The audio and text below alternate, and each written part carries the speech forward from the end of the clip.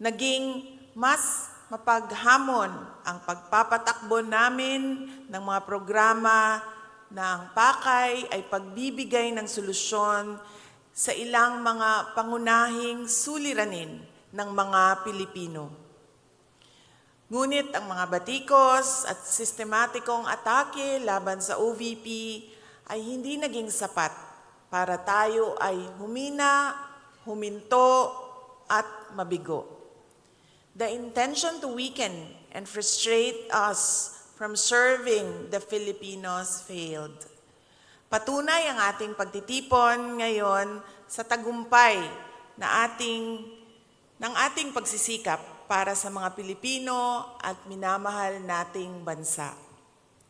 Ang tagumpay na ito ay bunga ng inyong patuloy na paniniwala sa mahalagang misyon ng Office of the Vice President.